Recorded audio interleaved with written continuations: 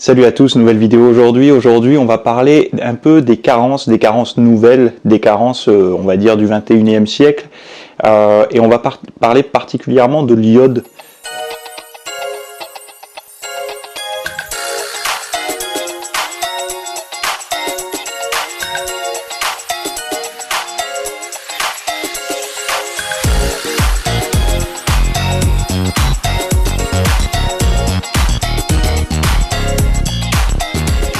L'iode, vous avez dû voir qu'il y a de plus en plus peut-être de contenu, de compléments alimentaires même d'iode qui commencent à se vendre et être un petit peu popularisés au niveau du monde du fitness, de la musculation et tout ça. Et en fait, avant de démarrer la vidéo, bon, vous l'avez la vidéo complète en description, mais avant de démarrer, déjà, il y a quelques incohérences et incompréhensions par rapport au mode de vie moderne, par rapport au mode de vie d'avant.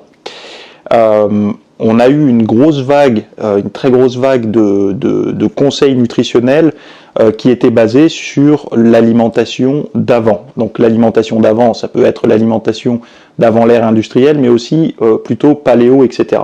Ce qui n'est pas une mauvaise chose, mais il faut prendre les choses dans leur ensemble. Et la première chose que les arguments finalement qui ont été mis en avant par rapport, admettons, à une diète type paléo ou type, je sais pas, un peu plus végétarienne que moderne comme on a aujourd'hui, c'est qu'il y a ce côté où l'abondance des micronutriments dans l'alimentation moderne, même si on suit un régime brut, c'est-à-dire un régime paléo ou autre, l'abondance de ces micronutriments est moins importante qu'avant, donc du coup, en faisant ce genre de nutrition, on n'a pas les résultats qu'avaient nos ancêtres. Ça, c'est la première raison, ce qui est une raison qui, c'est vrai, mais il y a une deuxième raison, une raison physiologique, liée à l'évolution, qui est que les réactions physiologiques, donc les réactions de l'organisme, sont diminuées. C'est-à-dire que par rapport à ce qu'il y a eu, à l'évolution de la nutrition, donc la présence,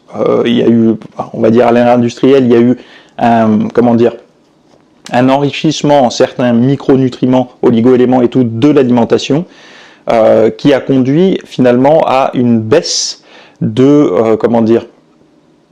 la capacité de l'organisme à tirer ce qu'il fallait de l'alimentation.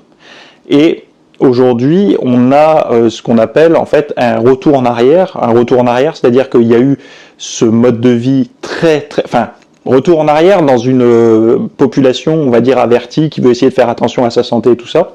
Il y a une forme de retour en arrière où on veut justement retourner à ce genre d'alimentation un peu plus ancestrale, un petit peu plus saine, un petit peu plus brute, sauf que physiologiquement, l'adaptation n'est plus là. C'est-à-dire que, et on va en parler particulièrement pour l'iode, il y a eu des changements au sein de l'organisme, et pas qu'au sein des végétaux, de la viande et tout ça. C'est les deux, en fait, qu'il faut prendre en compte. Et beaucoup de personnes, quand ils commencent à suivre une alimentation, je sais pas, par exemple, paléo, méditerranéenne ou autre, n'importe, toutes les diètes plus ou moins saines qu'on entend dans le discours ambiant, on va dire, eh bien, déjà, un, il n'y a pas de diète parfaite, et deux, il y a toujours misé sur la qualité de la nutrition, au lieu d'essayer de comprendre un petit peu ce que le corps est capable de capter, donc dans l'alimentation, et est-ce qu'il est toujours aussi sensible à ce qu'il mange? C'est-à-dire, est-ce qu'il est toujours capable, au niveau des réactions hormonales, et toutes les réactions physiologiques, d'avoir les mêmes résultats qu'il avait avant avec l'alimentation? On peut penser comme ça, que forcément, si on est là aujourd'hui, pour en parler, c'est qu'on a réussi à survivre. Donc si on a réussi à survivre, c'est que nos ancêtres ont été capables de tirer le maximum de ce qu'ils consommaient. Donc certes, les aliments étaient plus riches, mais pas que. Il y avait également un organisme qui était aussi peut-être plus travailleur, et en tout cas plus réceptif à l'alimentation. Alors qu'aujourd'hui, on est peut-être devenu un petit peu résistant à ce qui se trouve dans l'alimentation. Donc c'est pas pour rien qu'il y a eu des enrichissements, par exemple le sel iodé, des ajouts de vitamine C par exemple dans l'alimentation, mais on va voir un petit peu ce qui se passe quand on étudie diète par diète. Donc je vais étudier la diète végétarienne, végétalienne, sans gluten, paléo, un petit peu toutes les diètes, de voir où est-ce qu'il y a des sources en iode intéressantes, parce que là on va vraiment parler de l'iode dans cette vidéo-là, et d'essayer de vous donner des repères concrets pour savoir si vous êtes vraiment sujet aux carences en iode, quels sont les impacts que ça peut avoir, et je ne vais pas dire des moyens d'en sortir, mais des solutions pour limiter ça.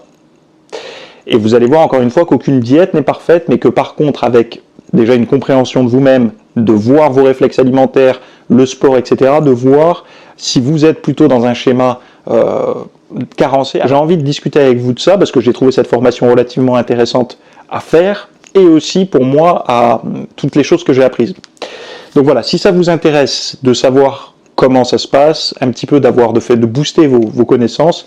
J'aime bien dire, c'est pas de moi, mais une réplique assez connue qui se dit le savoir c'est le pouvoir. Là, dans ce thème-là, je trouve que c'est très intéressant de comprendre et de savoir ce genre de choses. Donc si ça vous intéresse, le lien est dans les notes de la vidéo, là, dans la description, et on démarre tout de suite.